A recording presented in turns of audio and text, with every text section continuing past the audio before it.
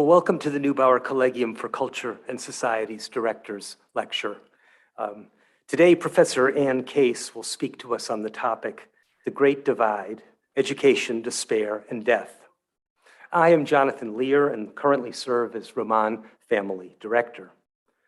And it's a special pleasure to welcome you all here. This is the first in-person Directors Lecture since the COVID pandemic began. And I want to also welcome our audience on YouTube. I understand there are about 300 or 400 people watching, but a special welcome to all of you who are here in person. It will be, I think, a while before we again take for granted the intense importance of being able to be together in a common physical space. And true community is one of the best medicines to treat despair. Now, ironically, our last big in-person event occurred on March 20th, 2020, when 70 of our Apsalica Crow guests paraded through the university campus, some on horseback, to celebrate the opening of the exhibition, Apsalica Women and Warriors. But these two events are related more intimately than that.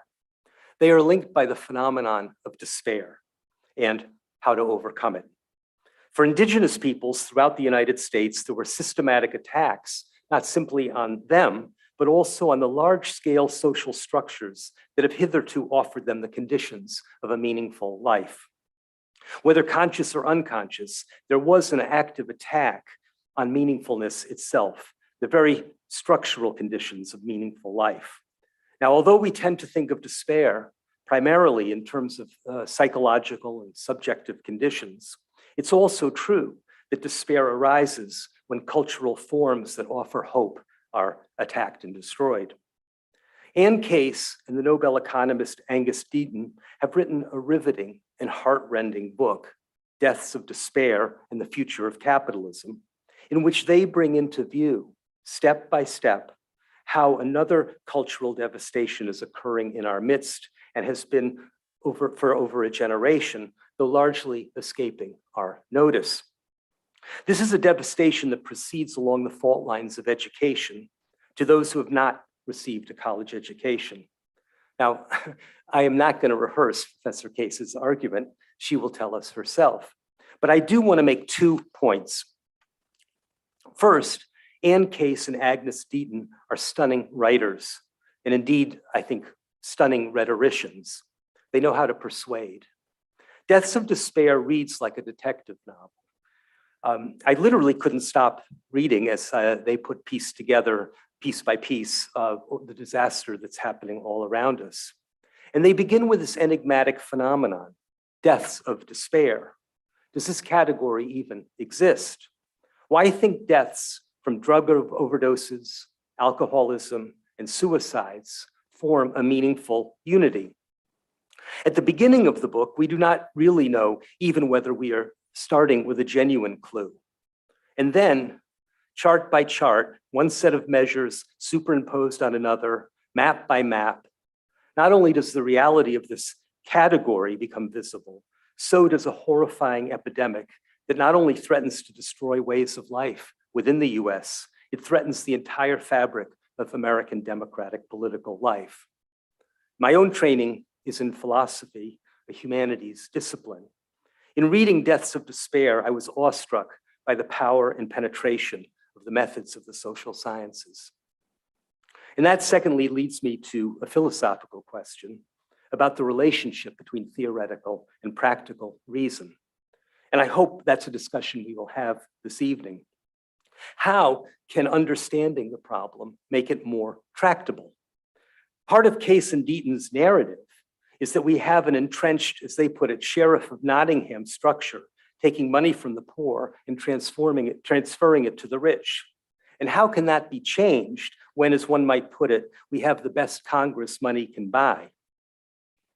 In another metaphor that Case and Deaton borrow from Warren Buffett, it is as though we have swallowed a tapeworm that is growing to terrible proportions within us. And I worry that is too rosy a picture. A tapeworm, however dangerous, is at least other. But if one goes back to Plato, as I am wont to do, the danger seems to arise not from something other, but from our own appetites, desires, and greed. We are creatures who are not very good at getting a glimpse of the big picture, and even when we do, we're less good at doing something about it.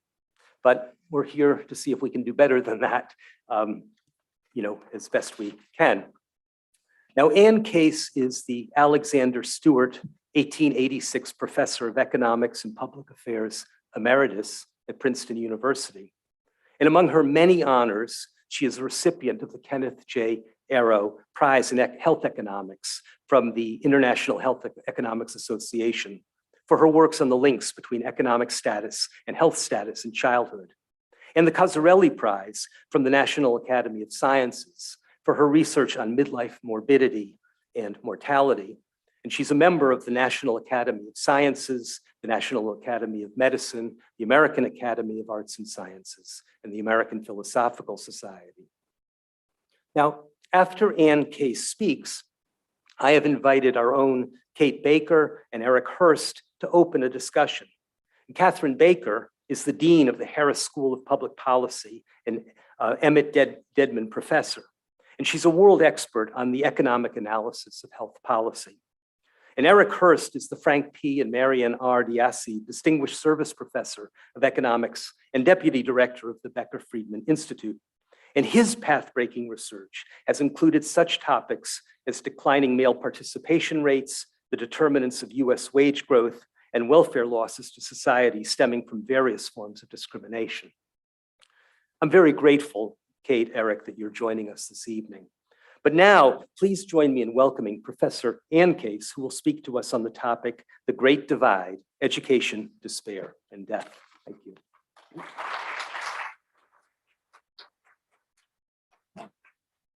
Thank you very much, Jonathan, and thank you all for coming out this evening. I also wanted to thank the entire staff of the Neubauer Collegium who have made this whole trip for me such a pleasure. It's just been probably the nicest welcome I've ever received. And to Kate and to Eric for joining us tonight. I couldn't imagine two other people I'd rather hear from after I tell you a little bit about this work. The Great Divide, as we see it, is the divide in the US between the 1/3 of adults who have a four-year college degree, which we'll call a BA, and the 2/3 of American adults who do not. So the group with the degree is flourishing. They're prospering in all dimensions: earnings, wealth, pension holdings, health, longevity. But the other group, that 2/3 of adults without a college degree, they're not thriving. And we think that the divide is going to threaten everything, including political stability in the US and the functioning of democratic capitalism. And it's really hard for us to believe that the current trend can continue. Now, the talk today is going to be drawn from a whole group of papers that I've written with Angus Deaton, going back to a paper we first published in 2015, looking at midlife mortality. We dug hard there and published a book which Jonathan mentioned, Deaths of Despair, which came out in March of 2020. And I like to tell young authors, my best advice to them is try not to publish during a pandemic of biblical proportions. That's not necessarily the best time to do that. During captivity, we continue to work on these questions. And our most recent paper, you can pull down from the web, but it's also forthcoming in the annual review of economics. I'm going to show you some pictures tonight. I know we come from different disciplines, so anything that I point to on the slide, I'm going to say in words. So if the graphs don't mean much to you, you don't have to worry about that. The words are all that really matter. And I'm mostly going to be talking about mortality rates, which are deaths per 100,000 people at risk of dying.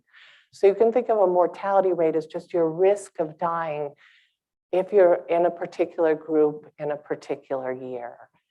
And when we started this work, what we found, much to our surprise, was that after a century of progress against mortality and midlife in the US, funny things started to happen at the end of the 20th century.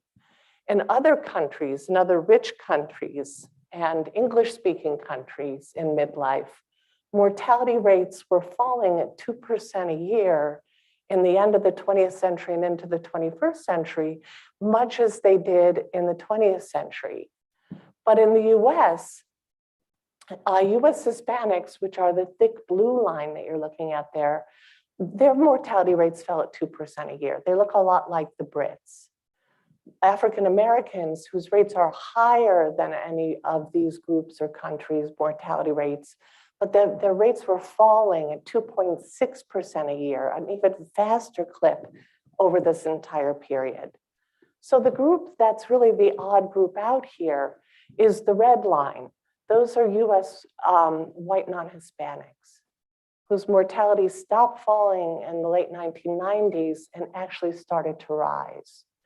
And this came as sort of a surprise to the epidemiologists and the demographers and to us.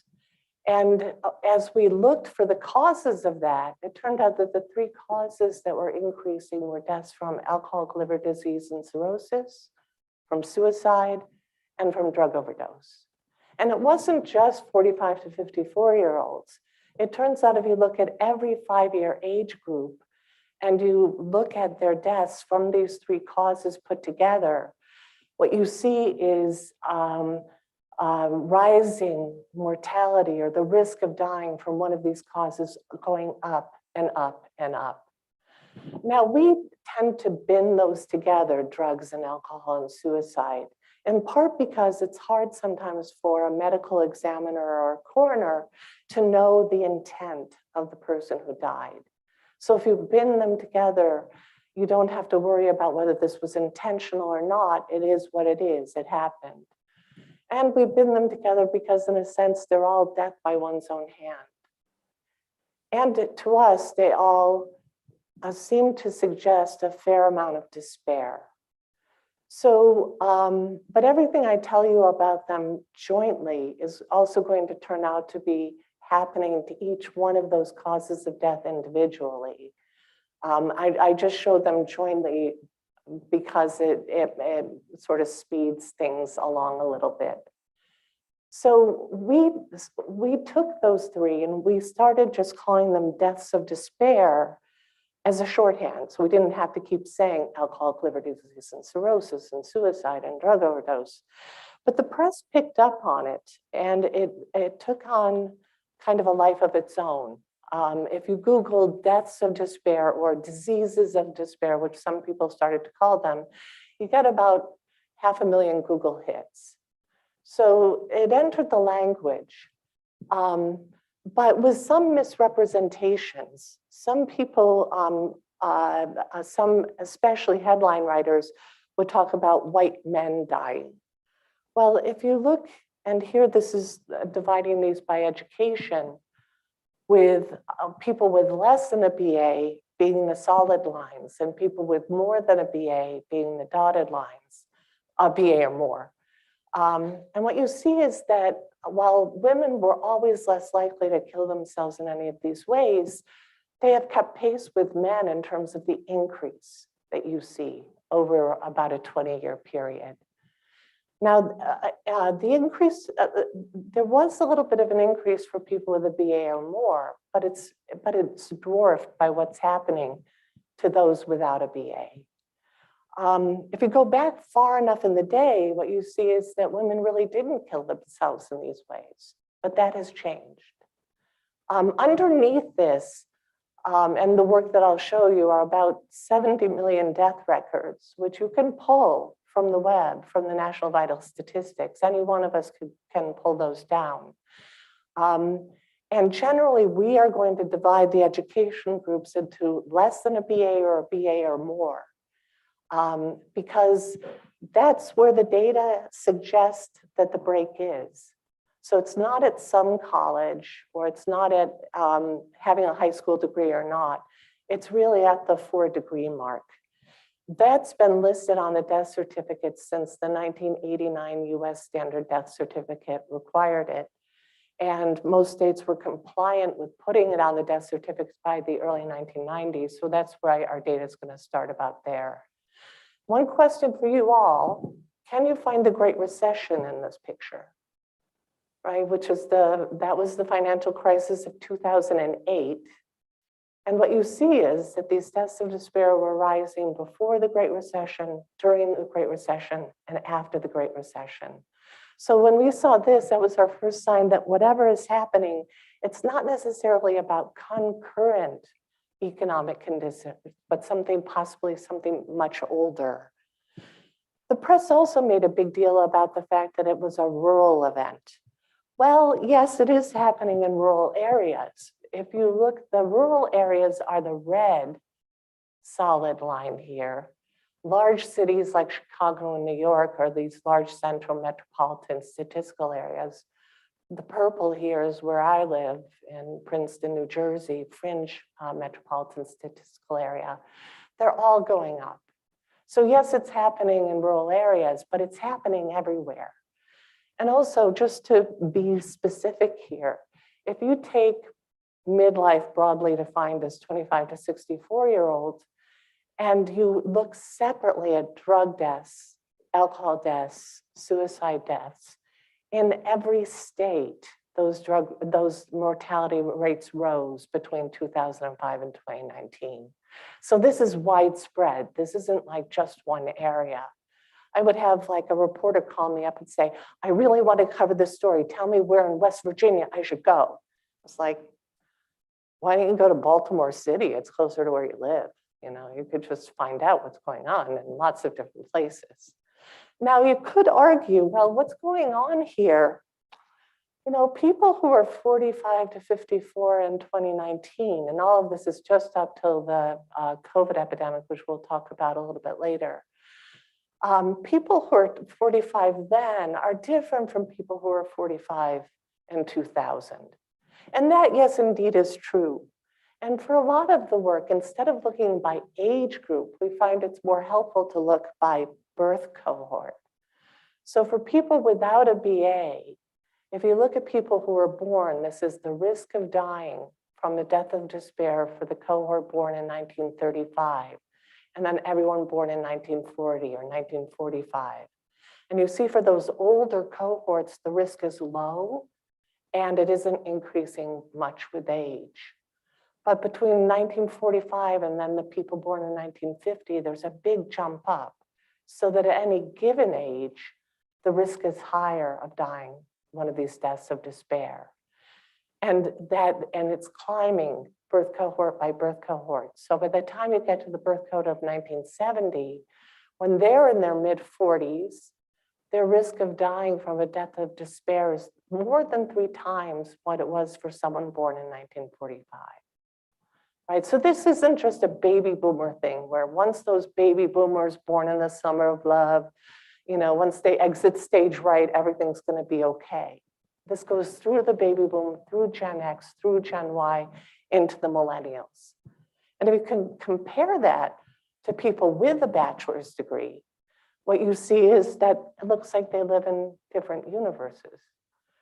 So the same phenomenon is actually going on, but at a much, much, much muted set of events relative to what you see for the people with a bachelor's degree, without a bachelor's degree.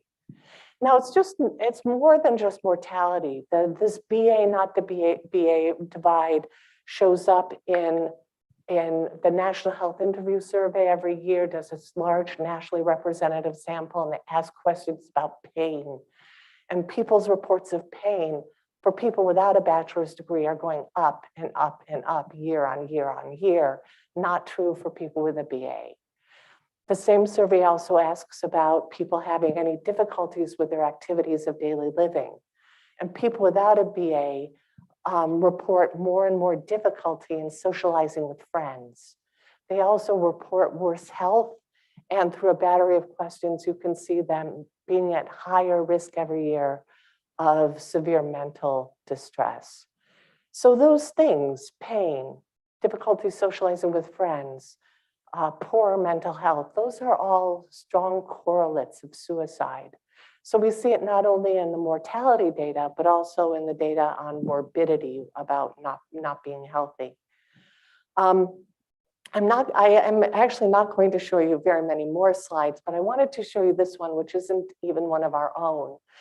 But I want to preface this by saying that after we started publishing our work, a little sub-literature developed on, well, how do you measure despair? Like, what's the best way to measure despair? And there's no clinical definition. There's no international classification of disease number given to despair. But I think Danny Blanchflower and Andrew Oswald, using a large nationally representative survey that goes all the way back to 1993, the survey asks, now thinking about your mental health, which includes stress, depression, and problems with emotions, for how many days in the past 30 days was your mental health not good? And what they graph out here is the fraction of people who say that in 30 of the last 30 days, their mental health wasn't good. And for whites without college, the fraction went from less than 5% to more than 11% over this period of time. So that's another way of measuring the fact that there's real distress out there. For non-whites without college, it's large, but it's largely flat. And for whites and non-whites with some college or more, the rates are lower and also flat over time. So no upward trend seeming to drive it. It's also the case that BA, no BA, there's a real divide in terms of family life. That that marriage rates have fallen really dramatically for those who don't have a college degree.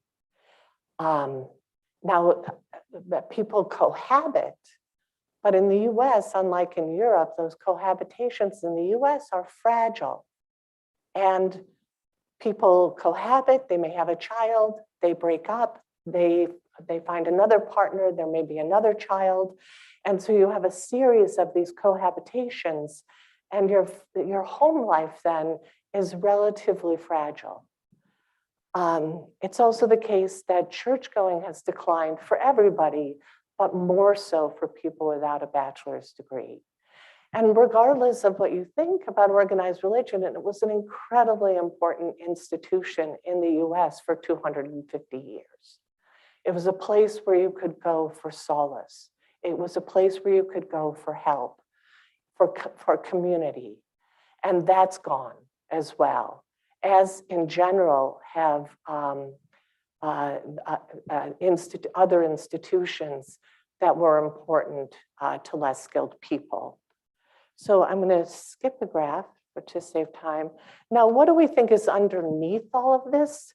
Well, what we think is that underneath all of this is the fact that the labor market for less skilled people, for people without a BA, really turned against them in the end of the 20th century.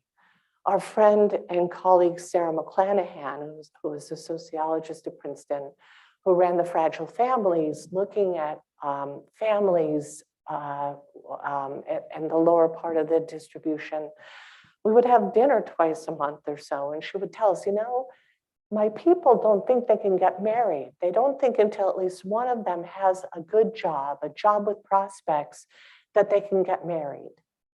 And so what happened to those good jobs, those jobs with prospects? Well, on the left-hand panel here, what we have are our median wages. That's the 50% mark of wages for men with less than a four-year degree in prime age, say 25 to 54. And what you see is that the long run trend since 1979 up to just pre-COVID, the long run trend is really down in their wages. It goes up and down a little bit with the business cycle. But for example, after the end of the Great Recession, blue collar wages started to rise again. A lot was made of that. Woohoo, wages are starting to go up for less skilled workers. But what you can see is this is right at the cusp of 2020 and COVID. that increase puts them nowhere near where they were 20 years before that, and nowhere near where they had been 20 years prior to that. So there's been this long downward trend in wages, matched by a long downward trend in people's employment, men without a college degree's employment. So using literally the number of people employed relative to the population for men aged 25 to 54 without a college degree, back in 1979, 90% of them were employed. The little red lines here show recessions. So what happens is people lose their jobs in recessions, and then over time they climb back up into the labor force. Another recession hits, lose job, climb back up, but they never reach the previous peak. So over time, what you see is a downward long-term trend in people's employment. So when employment falls, at the same time wages fall, we generally think what that means is that the demand for this kind of worker has fallen, right? So that sort of matches what we think is going on. When we started this work, we went back and read Emile Durkheim, who in the late 19th century wrote this amazing tome on suicide and talked about the importance of social integration.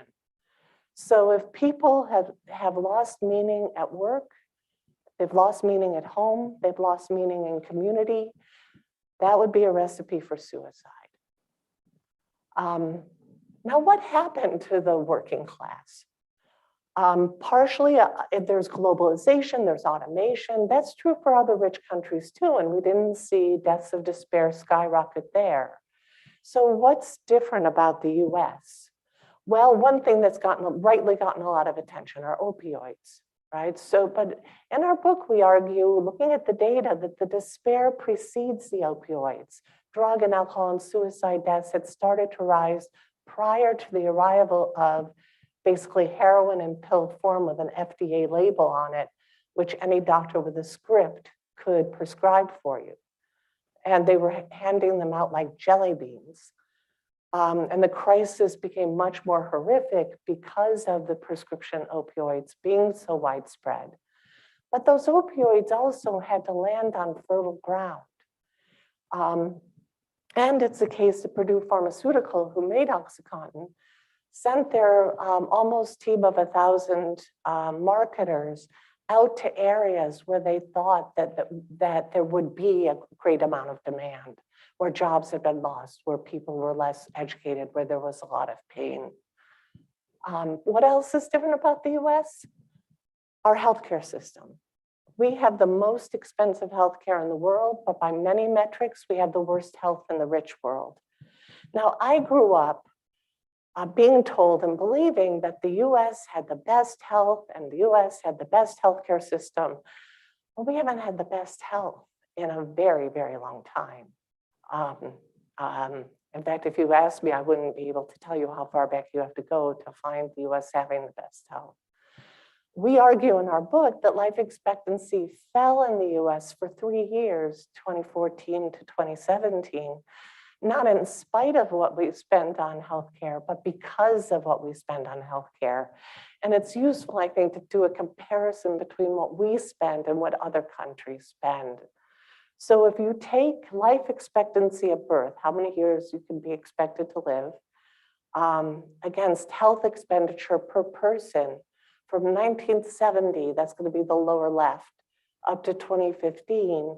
In the UK, what you can see is healthcare became more expensive and life expectancy went up. Same was true in Australia. Canada, a little more expensive, but still in the same neighborhood. France, right there with the others.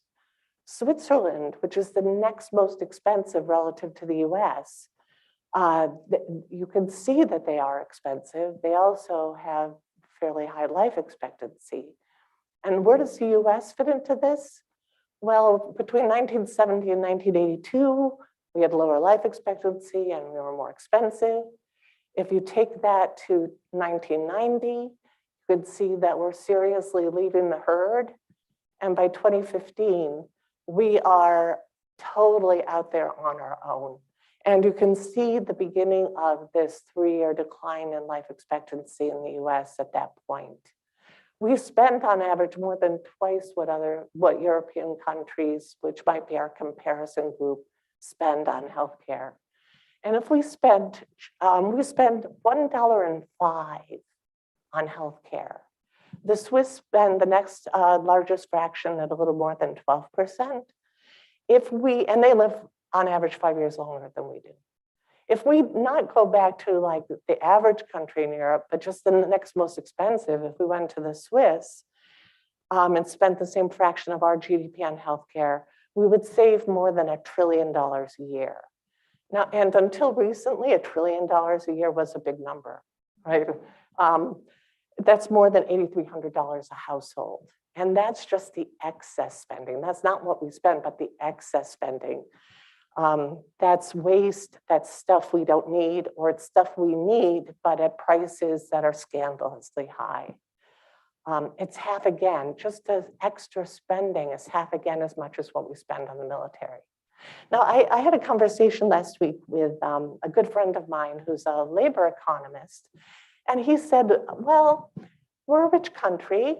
Maybe it makes sense that we spend 20% of our GDP on healthcare.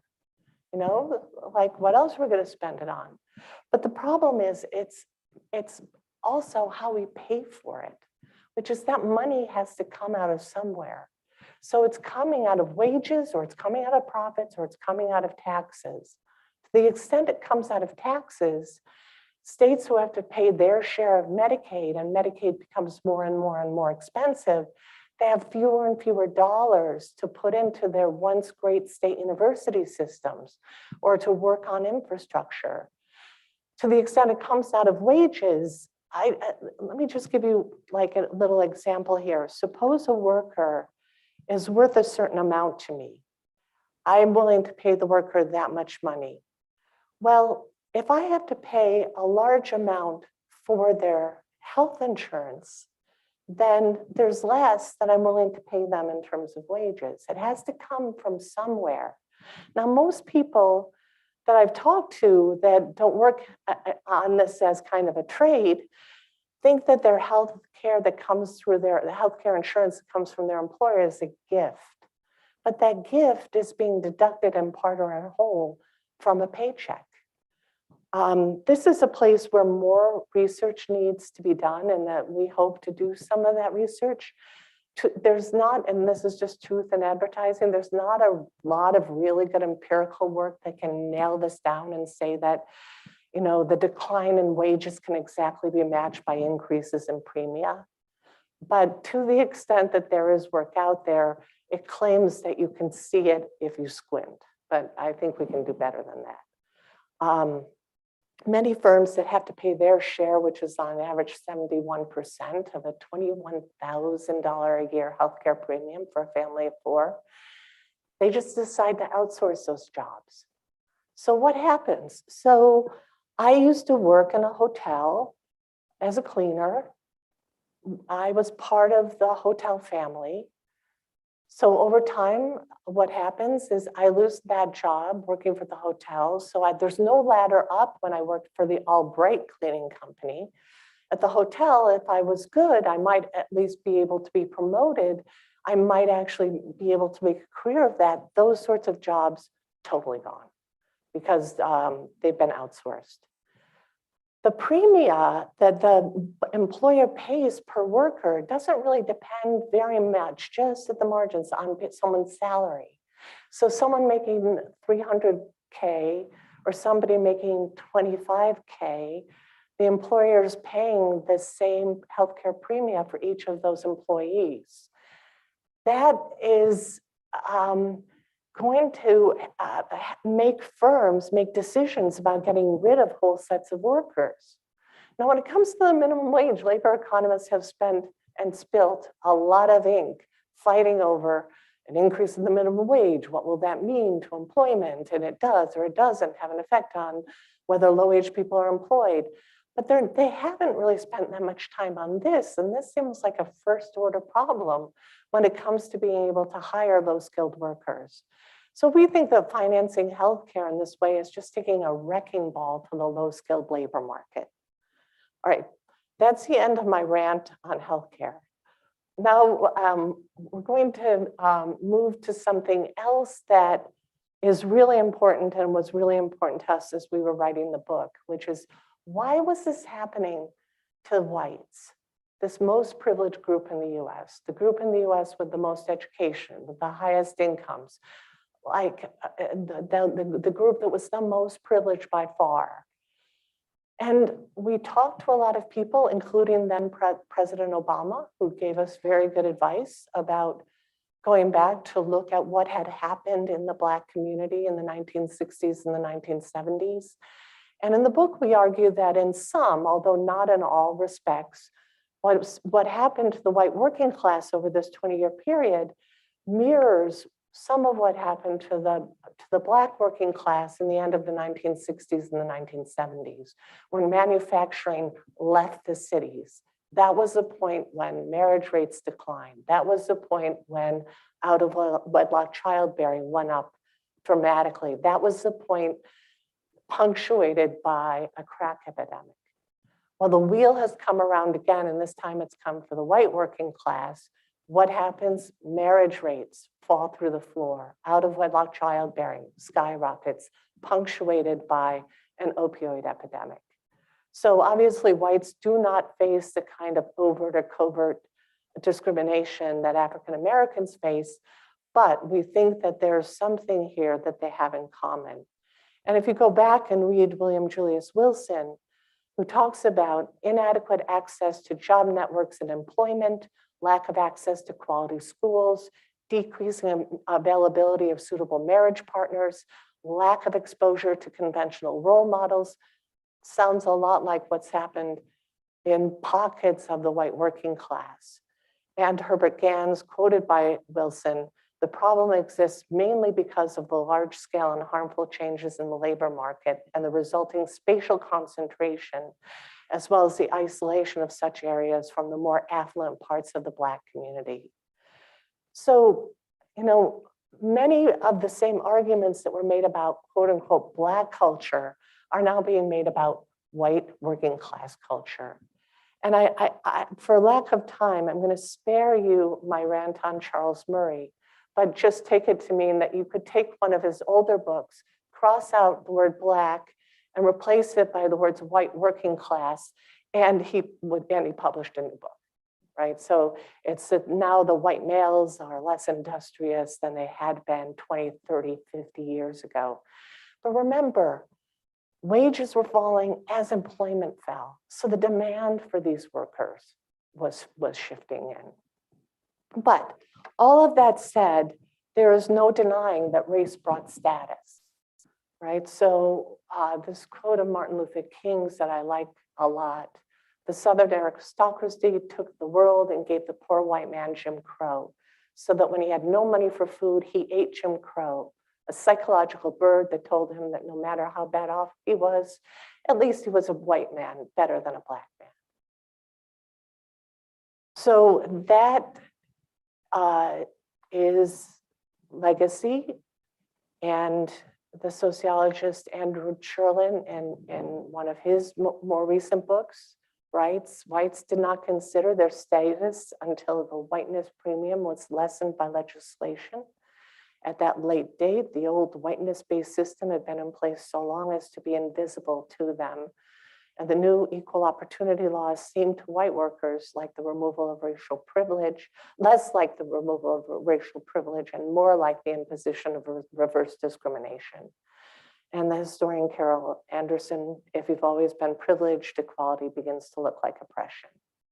So there's no denying that race within this is part of the story.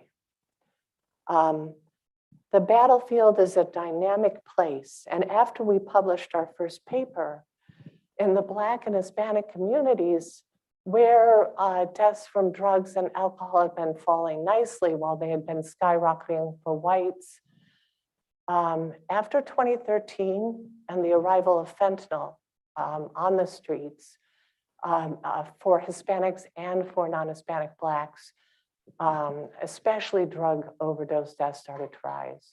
Fentanyl is just a killer drug.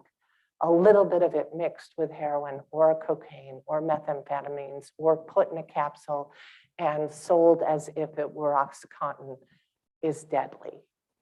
And when the fentanyl hit neighborhoods, the mortality rates for non-Hispanic Blacks and Hispanics without a BA both went up. So and so we are incorporating that into the work as we go, since the story here is not over. The story here continues to unfold. We have a data problem, which is that we have death certificates. So we have education and age and sex and race and ethnicity and where you died and where you lived and what you died of. But we don't know anything else about you. We don't know your income. We don't know your occupation. We don't know if your mother loved you. So some of those things it would be really nice to know and put together under one umbrella. And people have done that very recently. There's work that has merged death certificates into the American Community Survey from 2008, which is 3.5 million households. So it's a big sample to draw on. And then they wondered, like, who's at risk of dying one of these deaths of despair? And I won't go through the math with you or anything, but I just want to say that relative to people who are married, these are now controlling for all these things at the same time: age and sex and race and ethnicity and marital status and education, employment and income and military service, all at the same time. People who are married are much lower risk than people who are not married. So numbers greater than 1 mean you're at higher risk here. People with less than a BA are at having some college or a high school degree or less than high school. They're at higher risk and almost equally higher risk. It's not as if people with some college look a lot like the BAs and the high school and less look like, they all look like they're at roughly the same higher risk. If you're not employed, you're at higher risk. Lower income, higher risk. So that's really helpful for us because we tell a story where we see all these things happening at the same time, but we're not seeing them all happen within the same person. And this allows for the possibility of looking within the same person and kind of validating what we had found earlier. Part of the slowdown, the turnaround in life expectancy, which was the first time in 100 years that life expectancy had fell for 3 years running. A lot of that was deaths of despair, but it was also the fact we've stopped making progress against heart disease, which was a real engine for increased longevity at the end of the 20th century. We can talk about that later if you want, but I just wanted to make sure that I acknowledge that if we had continued to make great progress against heart disease, the fact that these deaths of despair were rising might not have pushed mortality rates overall to rise.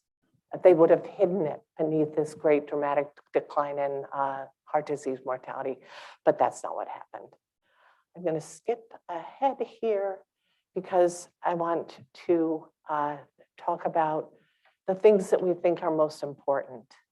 So Michael Sandel is a philosopher who has written this great book that I highly recommend called The Tyranny of Merit, where he talks about the fact that having a BA now is a condition for a good job, for respect, for social esteem.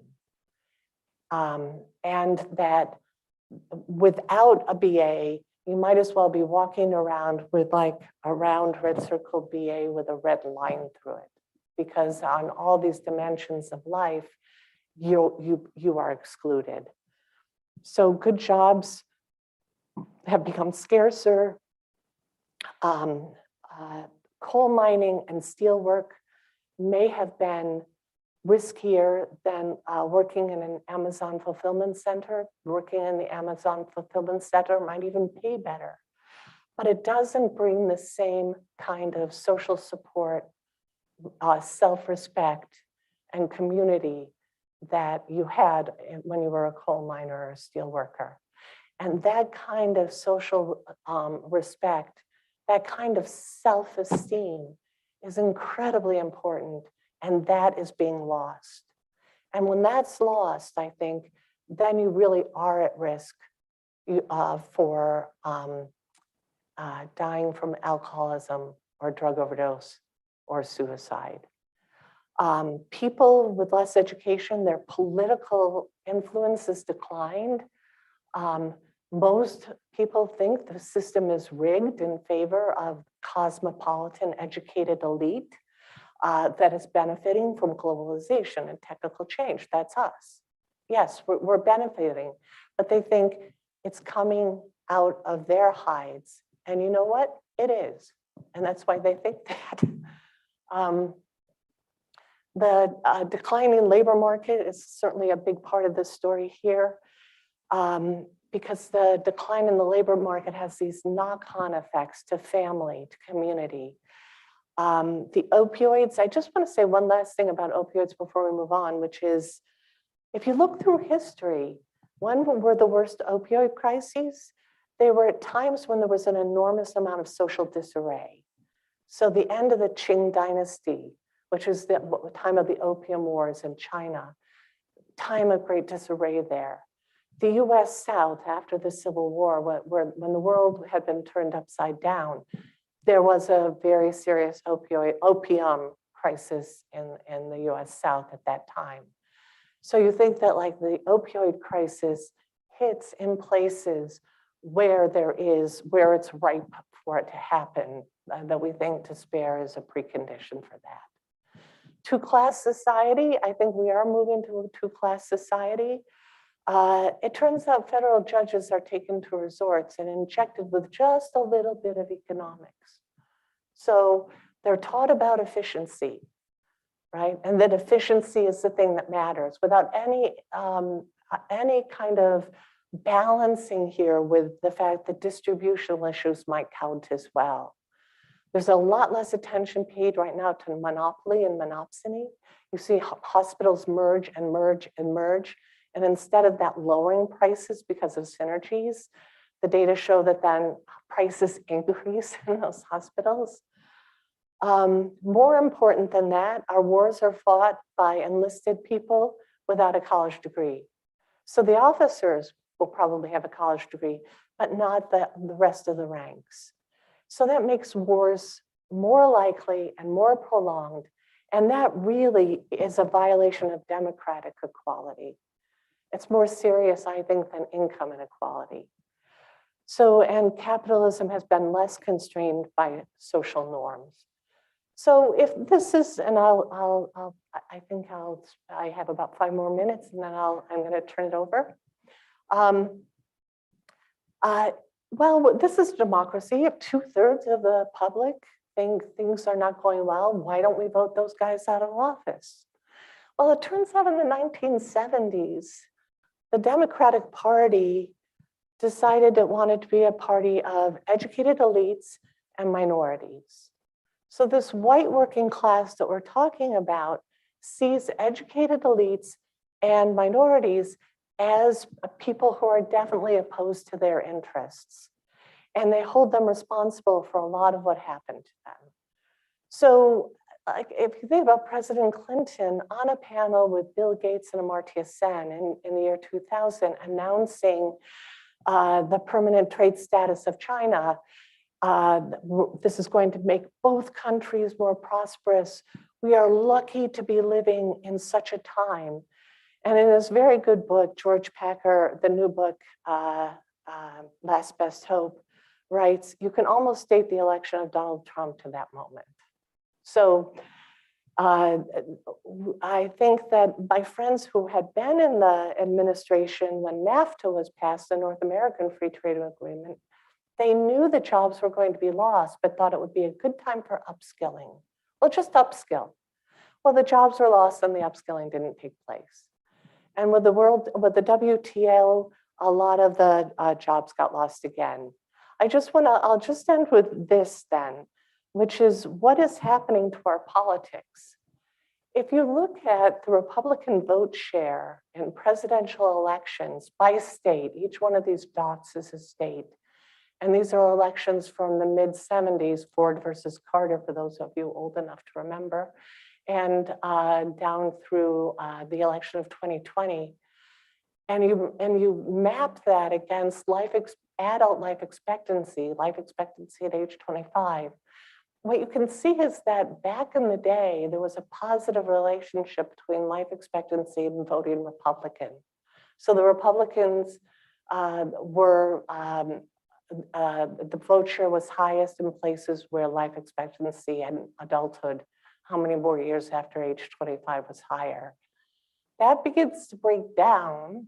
And by the time you get to the 2000s, what you find is that the higher the vote share for the Republican, the lower the adult life expectancy. And that negative correlation gets stronger and stronger and stronger. So the places where life expectancy, adult life expectancy is lowest are the places that are voting Republican today. So what to do, where do we go from here? What I tell my students is I'm an in-the-box kind of thinker. And what we're going to need is a lot of out-of-the-box kind of thinking. And that's where it's over to them, because we really do have to be thinking about these things. In the short run, increasing the minimum wage, much heavier lifts, changes to healthcare financing, changes to K through 12 education. So people who are leaving high school have a skill set where they can go out and get a job with a STEAM. I believe that without those things, it's hard for me to stand here and say, it's all going to end, that this has a happy ending. I hope it will, but I think we need those out-of-the-box thinkers. And I've got two out-of-the-box thinkers right in front of me here. Would you like to join me on the stage over here? Thank you. You want me to block it? Okay, I'll go first.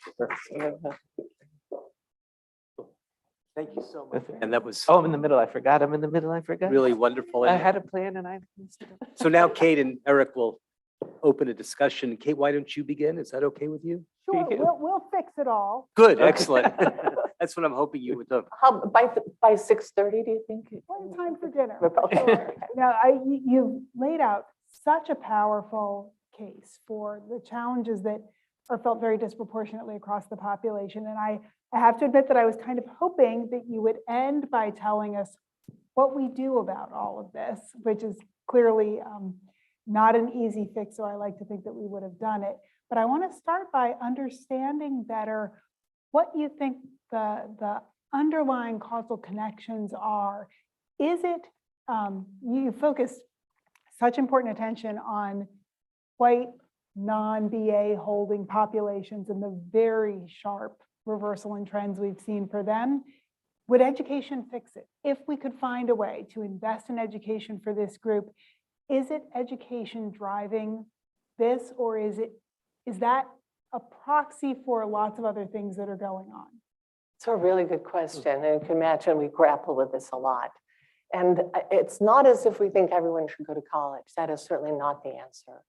But what we think is that the education K through 12 right now is really doing a disservice to people who are going to stop their educations there. And the causal chain for us, though, eventually it's that if you think about the difference between, say, distributive justice, right, and giving people things, or contributive justice, where you allow people to contribute and have esteem and do esteemable things, which improves their self-esteem. We have to be working toward that latter thing, which might mean protecting some markets. It might mean subsidizing some jobs. But I think paying our service sector people more money, we are going to show them a lot more respect if we pay them a lot better than we pay them right now, right? I respect my plumber, right? And he cost me a fortune. right? Well, and I respect him because he has a skill set I don't have, right? So then what should the policy, I of course come to all these questions from a policy perspective, like what can we actually do from, federal policy to state and local investments to institutions, employers, what can each of these people do? Should we be trying to find ways to insulate people from the effects of skill bias, technological change? If the jobs look different, the skills you need in the modern economy look different, do we need to change the mix of jobs, or do we need to equip people differently to do those jobs, or do we need to do more redistribution so that your income and your esteem don't necessarily depend on the economic value added in bottom line from your job? I do want to open this up, but I do want to respond right there, which is that when I've talked to people across the country on this, they will say, I don't want a handout. I want a job. I want a job that I'm proud of. So I think that finding some way of ensuring that people have the skill sets that they need to get jobs, or instead of a tax system that actually encourages firms to invest in capital over labor, right, which our tax system currently does, those sorts of changes in favor of labor would make a difference. Now, how you make that happen, given the Congress that we face, I'm not sure. I don't have an answer there. Eric. So it's rare that someone gives a more depressing talk than me. So that's good. Usually I'm the one who kind of brings a room down. So I want to make one statement first, because I think it's good in context related to some of the things I've thought about before, and then there's one question afterwards. And so a lot of what Anne and Angus have been talking about on the decline in labor demand for this part of the distribution kind of could be traced back to things like automation and trade. And so, we've automated in the past. So 100 years ago, a robot came along. We called that robot a tractor at that period of time. And we moved out of agriculture and into the manufacturing sector. So a lot of what I've been thinking about is how do people adjust to these sectoral shocks that hit the economy? And so in a period of time when we used to all be farmers, the skill mix of a farmer and the skill mix of a manufacturer weren't that different from each other in terms of the skill structure. The jobs were in different places, so people had to move. And so part of the adjustment was through migration from places where the jobs used to be to where the jobs are, but the skills themselves weren't that different. Now we're going to a place where a lot of people used to be manufacturers, particularly in this population that Anne was talking about, in the sense that, if we go back to like the 1980s, early 1980s, about 1/3 of non-college white men used to work in the manufacturing sector. That group now is somewhere around 12%. So the manufacturing sector itself shrunk a lot. And so if you look at the places where employment fell the most spatially in the United States, it is correlated strongly with the places where manufacturing used to be. And so you see this kind of change occurring, and manufacturing brought lots of things, a stable job, an opportunity for advancement, potentially, some gains from a unionized sector, battling back against labor. And as those jobs went away, now people have to be reallocated to other sectors. And those sectors are occurring in the service sector, some of them high skilled, some of them medium skilled, but it's a very different skill set. My dad was a manufacturer.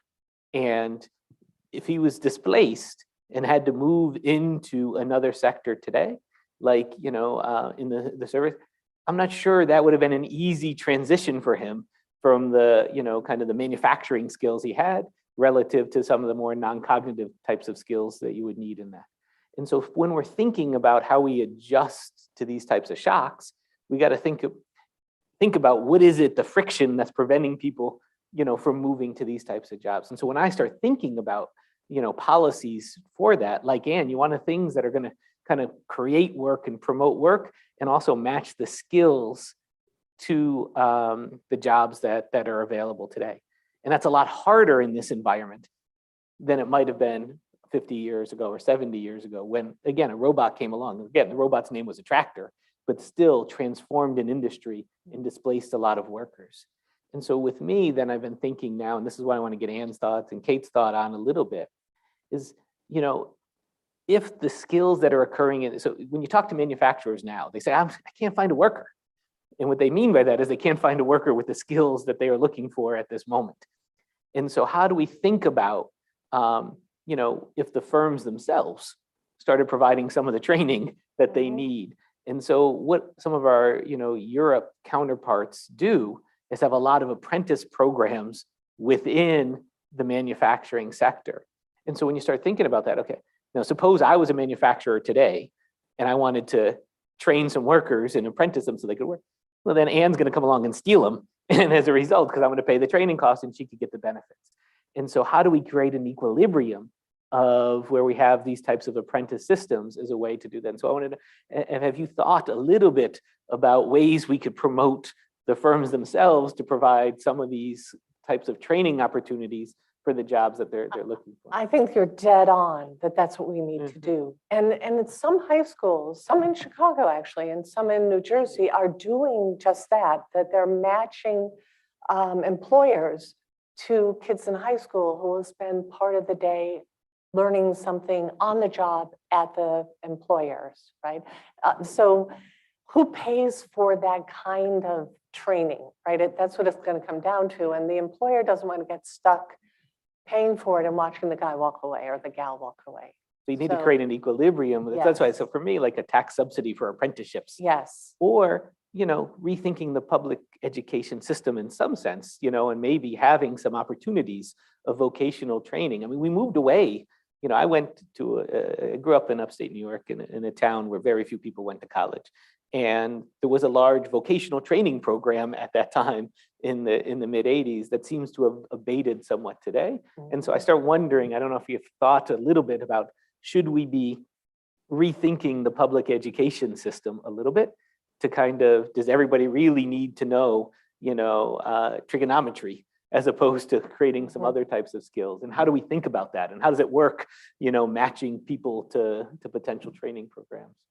I think that's the name of the game, but that's going to take some time as well, right? I don't know if you want to. And it's a great question in how we assess how schools are doing. That a lot of the ways we measure schools' success, of course, graduation rates are very important, but college going is a major metric and badge of honor for schools. And maybe part of what we're saying is that the career path that offers the most stability of employment, highest social reward, health reward, longevity reward, might look like a different path, and we have to start way at the beginning in how we evaluate what success looks like and how public resources go to fund those programs at public schools. And a lot of public, this is not true across the board, but there are a lot of public schools that are laser focused on that minority of children who will be college bound.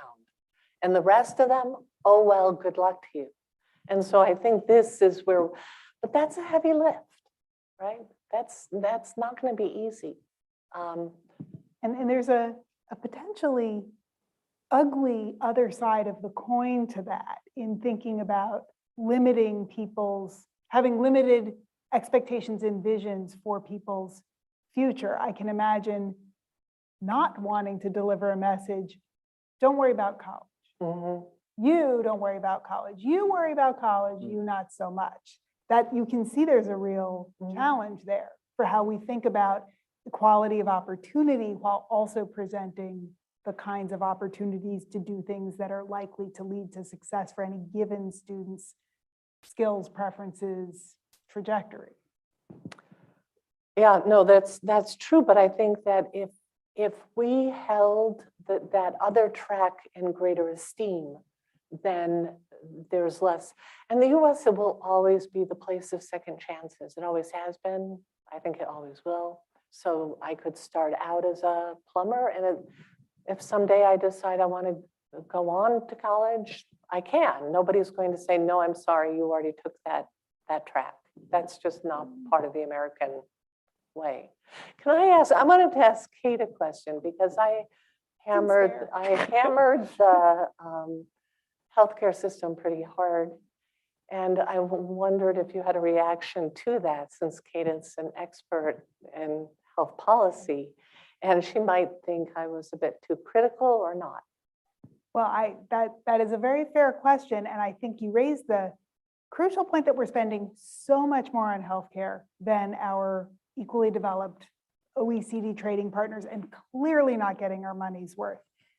There's some apples and oranges comparisons that make it hard to know what country we think is really doing it right, that we might want to emulate. I think we're entering the healthcare system with much greater healthcare needs than a lot of our counterparts for a lot of the reasons that you've raised, that we have all of these things that challenge people's health and well-being that have nothing to do with the healthcare system. So that in part does make people more expensive to treat and fix, if that's even possible. And also we're a much more heterogeneous country if you look at income disparities, if you look at healthcare needs, if you look at prevalence of diseases. Parts of the US look like some of those European countries, and parts look terrible compared to them in terms of both spending and life expectancy. So it's a big mixed bag in the US, but that's part of the problem that you're pointing to, is these wild disparities in income. Income inequality is clearly driving so much of the disparity in health outcome as well as the disparities in health needs, what people are entering the system needing. So I'm no apologist for the US system. I think we could do so much better with the money we spend, but I don't feel confident that if we took the Swiss system or the Swedish system and tried to do it here, that it would work at all, given the underlying, that it would work any better than what we have now, given the underlying. It would be a lot less expensive. Prices, right? Our doctors are paid twice as much, but we only have half as many, so that's okay. Make it up in volume. We make up in lack of volume what we pay them in price, but also a lot of it is price and not what we deliver, right? So you would think if our underlying conditions called for us to have a lot more of X, but that's not what the data show, right? It's a little of that, but a lot of it is that, our hospitals are so expensive. Everyone is forced to take a business class seat, right? Whether or not they want to fly coach for less, right? Well, this is a raging debate among economists and stakeholders in the system is prices versus quantity. We know spending is price times quantity.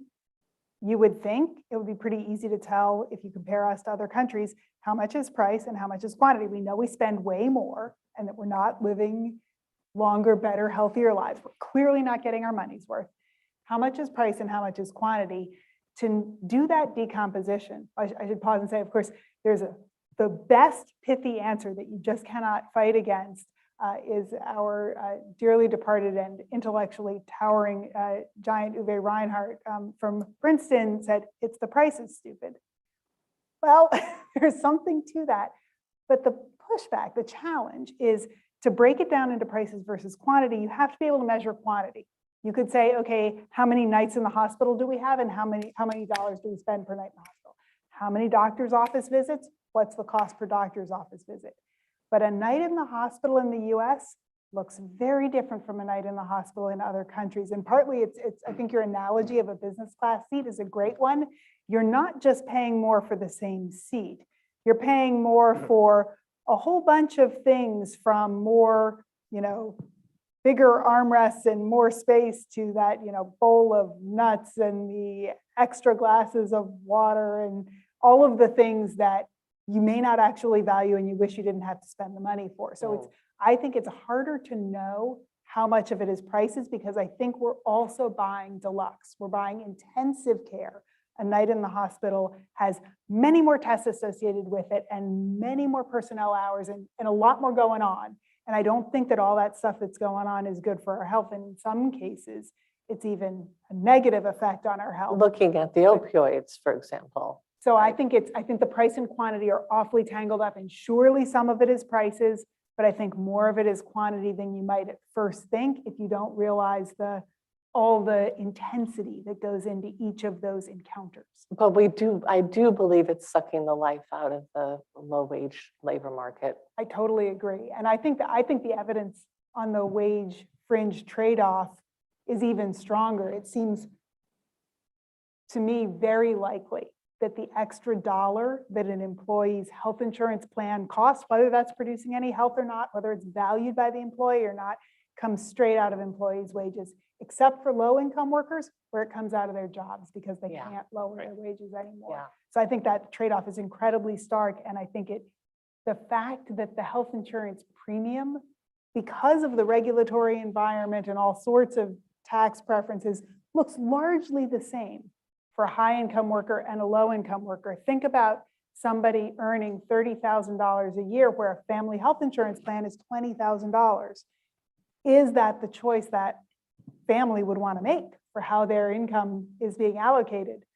Not very Probably likely. not. Yeah. Let's ask one of Anne before we go. This is a quick one. Okay. I've been thinking, how does the political condition, play out going forward? You said some, showed some stuff at the end about, Like this slide. the slide that is Yeah. still up there. And, some of the, I've seen before in some of my work where the decline in the manufacturing sector is also very strongly correlated with the changing propensity to vote from Obama in your county to Trump in your Yeah. county between 2012 and 2016. So again, that this weak labor market conditions, the places that lost the most manufacturing jobs during that period are the places where you saw the biggest shifts. So how does that play out as we're going forward and we're thinking about, the populism in different dimensions? It's again, a very good question. And if you, instead of looked at the loss of manufacturing jobs, if you looked at with county by county, the mortality rate of whites without a BA, that is really highly correlated with votes for Trump, right? So all of these things are in a knot together, right? The manufacturing, the health conditions, and the votes. All I can tell you is Janet Yellen, Secretary of the Treasury, is a real fan of this work. And C.C. Rouse, who, unlike the dean of the Harris School, was my dean at the School of Public Policy at Princeton, is the head of the Council of Economic Advisors. They would love to make change, but they can't, right? They're really stuck where they are because the political environment is not one that is conducive to making change. When you've got 5 lobbyists from the healthcare industry for every member of Congress. So could you imagine 5 people all around you every day, 5 lobbyists per member of Congress that are all fighting to make sure that that healthcare system doesn't change.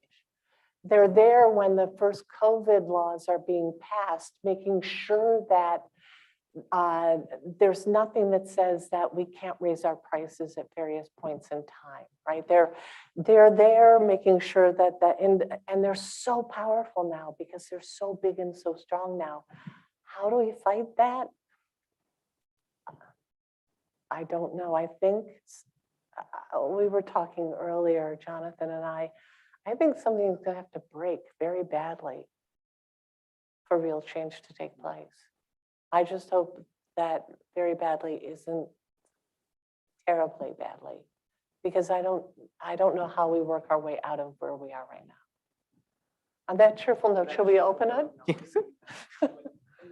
That wasn't a good answer, but that's My sense, just so I want to make sure that Eric proposed a solution about, and you thought that was right on, but I take it your overall argument is we won't be able to afford to do that without solving there's one problem here, not two, that you can't. I know, I You have to think, solve the health. Build it low up for wage these workers, kinds but I do think that this is, I think you could work both those tracks at the same time would be terrific. It's just that we know that changing education is a really hard thing to do, and changing healthcare is a really hard thing to do. But if we could pull both levers, it would make a huge difference. And then I'm going to go to Q&A Yes.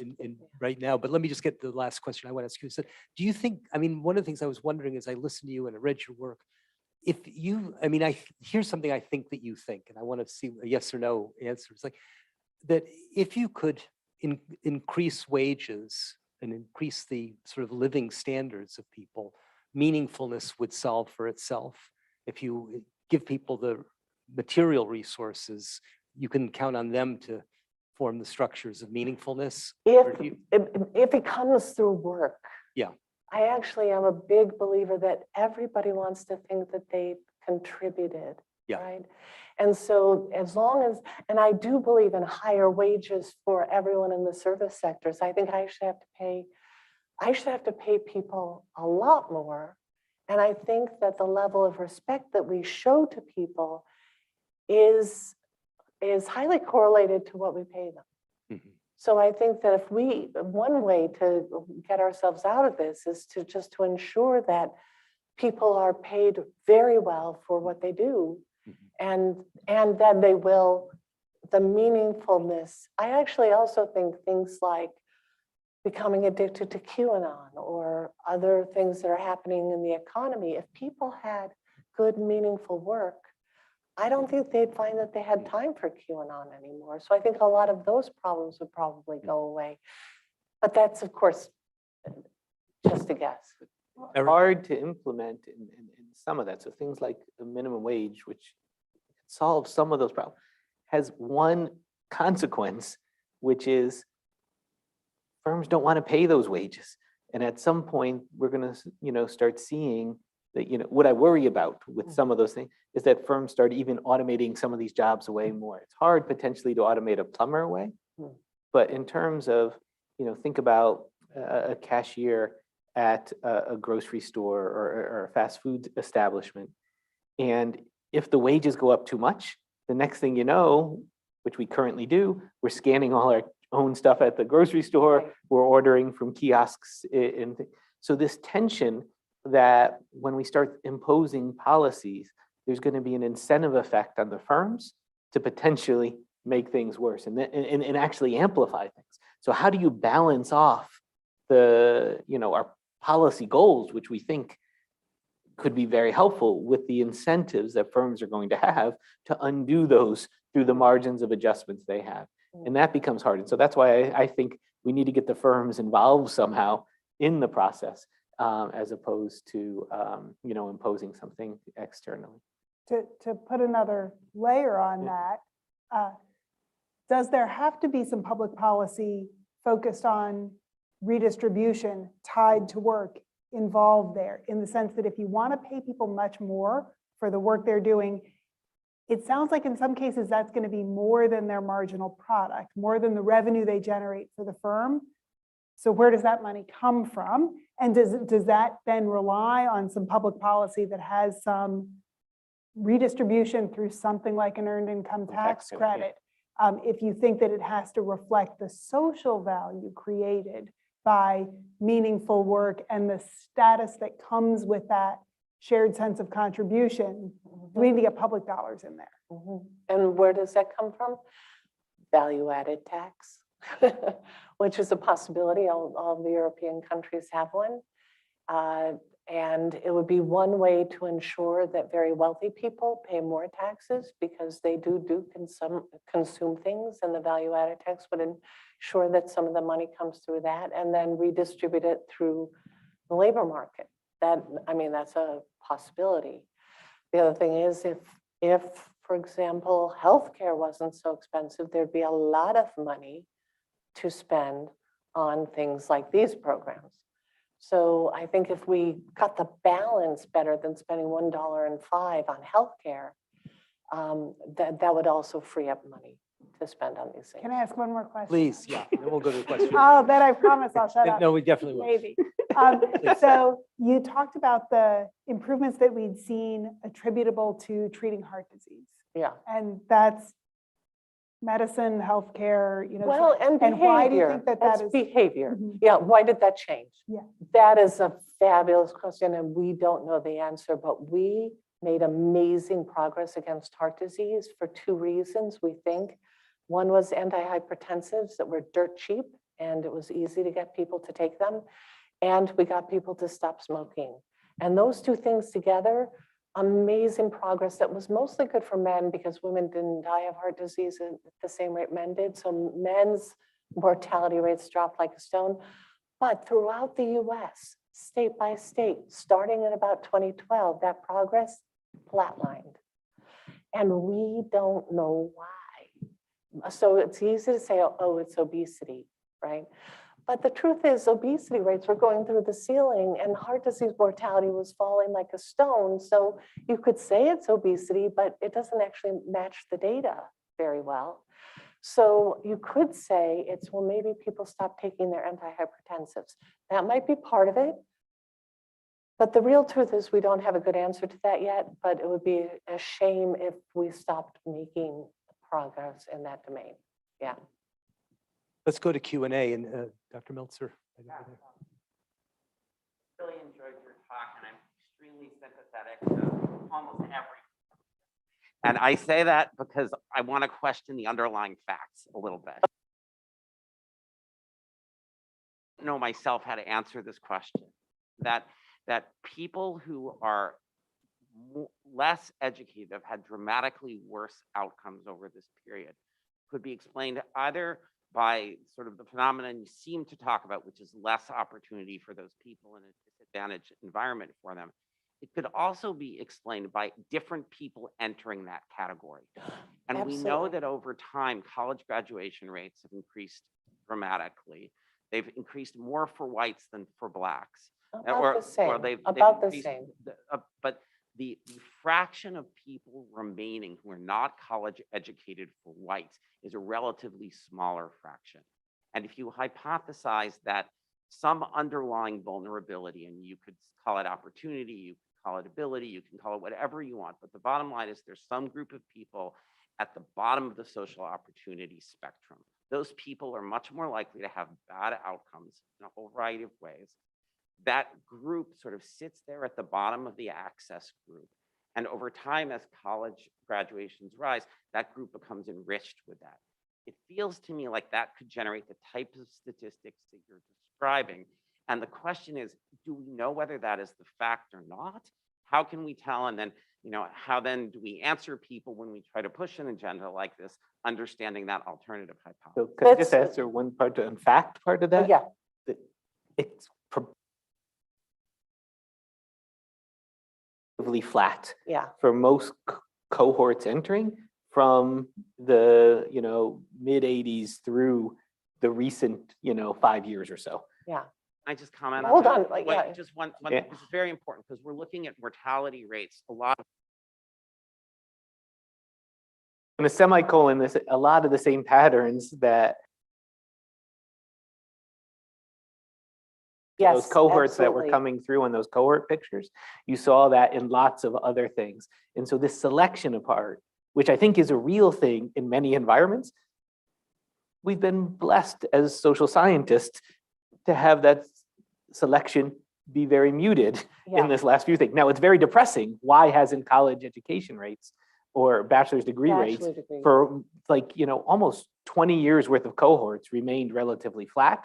That is a puzzling and also scary, particularly for the men. The I women. was about to say,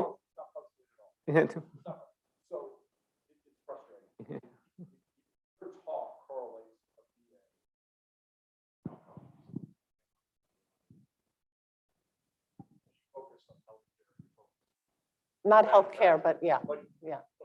But really the issue, the price of the BA, isn't the cost of the college education, the university. Oh, sure, yeah, sure. Because there's a lot of people at home who can't hear Yeah, that. there are a lot Well, of at home. people on, If you made a chart of American education, of the price of it, the slope would probably look a lot like healthcare, And if you compared it with European education, it would look the same, I think, more or less. Okay, let me, yeah. No, but I just find it interesting that academics don't point that Oh, out directly. I do. Well, it wasn't up here. It wasn't up here, but we are part of the problem. Right. I mean, and- I and did we- not One of go the things we into can do is academia talk to about become lowering the wealthy. cost. We can lower the cost of education. If a BA is an answer for a better life outcome, we should be lowering the up, astronomically, probably as high as any good or service, that one can think of, except for houses in, fancy cities. Thank you. Yeah, so no. Yes, selection, which is exactly what we're talking about here, is going to be especially important to a group like people without a high school degree. And they went from being 40% of adults in 1970 to being a minuscule fraction today. So back in 1970, a lot of talented people did not get a high school degree and did very well. But as it became more and more de rigueur to have one, the group that's left without one, why didn't they get one? A lot of them were sick, right? So they're at higher risk of dying at younger ages, right? They have mental health issues. That's also going to be, so, but if you want to cut the data, you have to cut the data somewhere if you want to look at, does it look like this matters? And for us, the cut of the data that seemed the most rational was the BA, not BA split, because the deaths were in that direction, that without the BA, you're at much higher risk of these deaths of despair relative to the BA. For exactly what Eric said, it's been nosing up slowly, the BA, but it's not had the dramatic change that like some college has had, right? So a lot of people start college and haven't finished, or people get a 2-year degree. And so there has been real movement into that group, but getting the 4-year degree hasn't changed that much. Coming back to how much it costs, I'm part of the problem, and I realize that, right? Because, and I didn't go into this business to, wear fancy shoes, but I can afford fancy shoes because I have a fancy salary at a fancy university. And I think that's a real shame. I don't think everyone should get a BA. I think everyone who wants to get one should get one. But I think we've got to find some other way to do this and to do it well. And to come back, it's like selection, like when you think about the wage premium in the labor market, right? Yes, it's there. You have to think about it. Can it be big enough to be the underlying cause here? Well, we can look between birth cohorts where there was no change in the fraction BA, and between those birth cohorts, we do see things getting worse. And then between the cohorts where more kids did go to college, but they just look like they're on this continuum. I'm doing this, you have no idea what I'm talking about here, but this is death rates from deaths of despair against age, and for each of the birth cohorts, and they whether or not the college education changed between those birth cohorts, you do see the same kind of step up in that. So, but it's a good question. So could I speak to the liquidity constraint part? So, Yes. the cost, the sticker cost of education. So, people do think a lot about that. And so there's a lot of work trying to figure out how much on the margin is the cost of education deterring people from getting education. And the answer is some, but not huge. And so there's a lot of people out there who are pre the college age. And when you start talking to their parents and say, do you want your children to go to college? Even if you could, on scholarship, and they're like, no, this is not the path for my children. And those have been a large chunk of, parts of the population are saying that there's an anti-desire for their children to go to college, unlike prior generations. And so the in-state school system, like is a costly thing, but it's not quite as costly as it goes to the University of Chicago or things like that. And except in Illinois. But there's lots of other states besides Illinois. And you're just not seeing, even for those opportunities, you're not seeing. So the liquidity constraints are something, but it's not the whole story. And so why is that whole story? And so, people across the street, Jim Heckman, who is here, and lots of about, how do we invest even at earlier age to prepare people for those things? And there seems to be successful if they ever went into a college. That's an excellent point. What I would say is that this is a very complex manifold problem, and it's not going to have any one solution. I agree. And I think up front and center, if good things correlate with the university education, lots of discussions and analysis and effort should be made to make sure it's available to white, poor people. And there's not a lot of programs that recruit those groups of people. I know at the margins, this has started to happen a little bit, but between the cost and the different emphasis on other groups, they're really, so I just think that should be explicitly talked about, particularly if it's at the title, and every effort should be made to open those doors for those kids, because I think I was a working class kid. Jeffrey here is a working class kid from a different side of the street. We're buddies. We managed to go through this wonderful place. It was easier to get here and go through it than it is today for a lot of kids, particularly kids from where I grew up. And I think the price should, if it matters in healthcare, it should matter in education. Although I do think that there is a important, and in fact, universities are pretty good price discriminators in dialing, the discount from the sticker price up and down. And I think there's some evidence that interventions that smooth the path, that open up lines of information to people who are lacking that information, mentorship, different options for people based on what the best trajectory for them is. Those non-price interventions seem very powerful tools to promoting educational attainment. And the experiments that we've seen with the price barriers don't seem to be as effective as one might have guessed before the data came in. But the kinds of interventions where you actually help kids in high school figure out how you fill out the forms. Yeah, exactly. Yep. I mean, I don't know about you, those I hate barriers. filling out forms, right? And I find, you start by thinking, oh, no, this is horrible.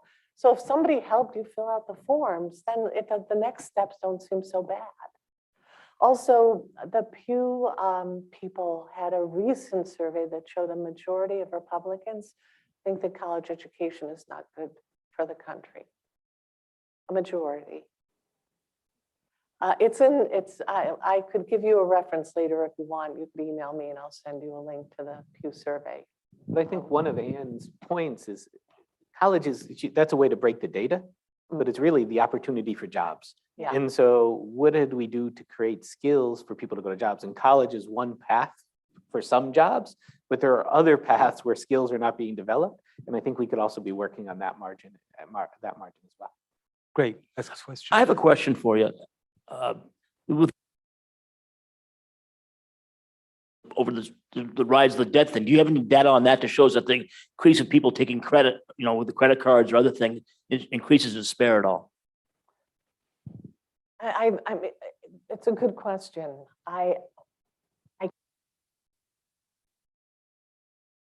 Which is that one of the things that was really devastating was the fact that after the financial crisis, the people who took out too much credit lost their homes.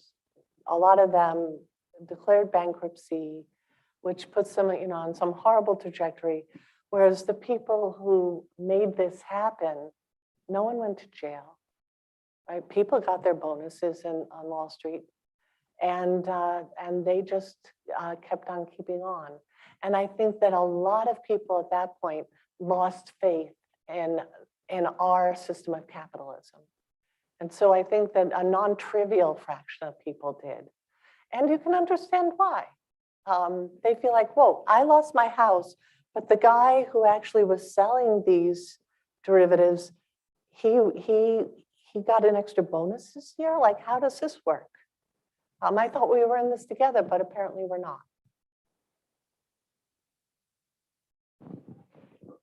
I'm wondering if there's any concurrent qualitative work that's being done to get to some of these other, well, to hone in on these patterns that you're seeing, and to the extent they're habits that are what we're seeing at the end are deaths from suicide, drug overdose, and alcoholism.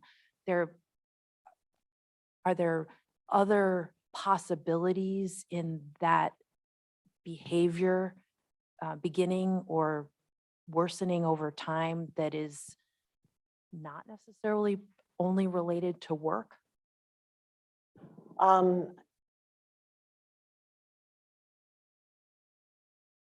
Instability of family life, right? Or just the lack of connection, period. But I think that we think that work and the self-esteem that it can bring and the resources, that's all the fuel that makes the rest of your life go, right? Or move forward. And so that's why we're focusing on the work. But I think actually the deaths of despair come not from the fact that my wages were low, but from the fact that I don't know my kids. There's no one I can turn to at this point in my life. And there are really good qualitative studies. So, for example, Andrew Cherlin, who's a sociologist at Johns Hopkins, writes very well on this with many in-depth examples of what happened.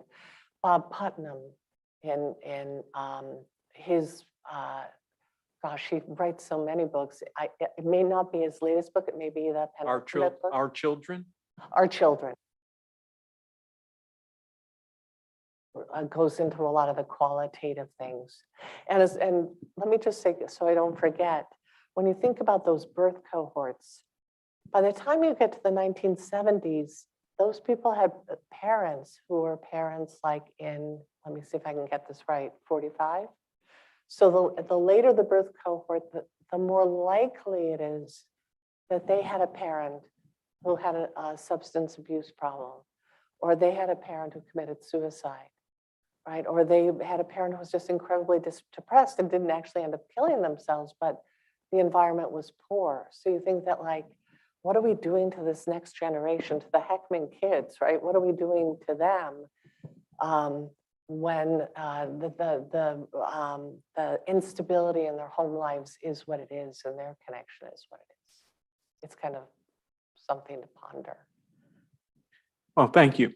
As a former practitioner in the education arena, I used to work for Chicago Public Schools for a number of years.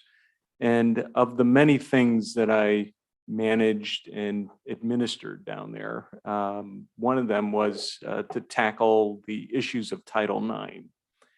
And as I started to dig into the problems associated with female participation in sports, I started to look into the question of, so what are these young ladies being exposed to, what they're not being exposed to?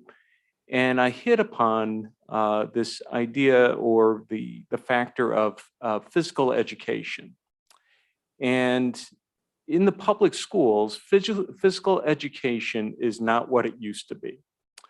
I remember growing up, we had a PE teacher. They were really well trained. They introduced you to a broad range of sports, the idea of fitness. And from my perspective, fitness is a proxy for building confidence, as well as participating in sports builds confidence. But it also taught you how to live well in terms of staying in motion. So that's all gone away because a lot of colleges and universities have done away with their education departments, and through that, they got rid of the PE programs. So if you go into any Chicago public high school and want to look at the PE program, you go into the gymnasium, you monitor a gym class. It amounts to a rack of basketballs being rolled out and just shoot around. Nothing organized or anything. Now, you go out to the suburbs. Some of these suburbs have monumental fitness programs where they're teaching the kids, the fundamentals of everything and the fundamentals of health and fitness.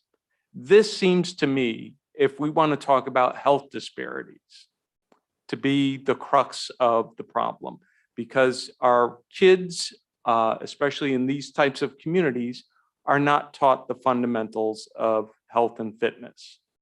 So your thoughts on that?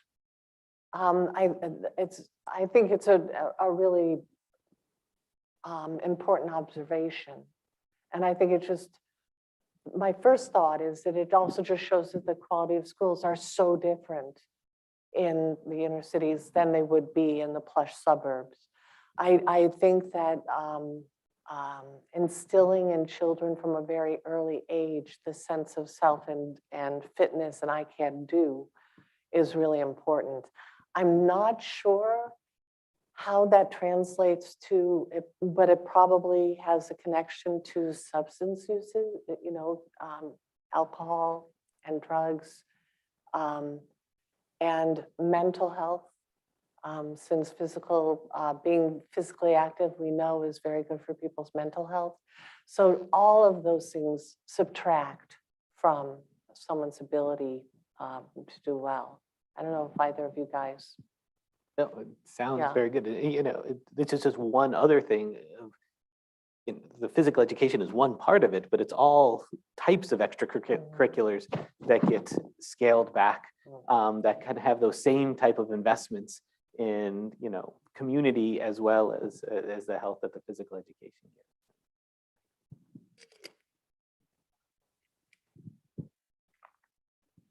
Time for us to thank both Kate and Eric for joining us, but to thank Ann Case for such a wonderful presentation, wonderful discussion. Thank you. Thank you so much. I've just Thank been wonderful.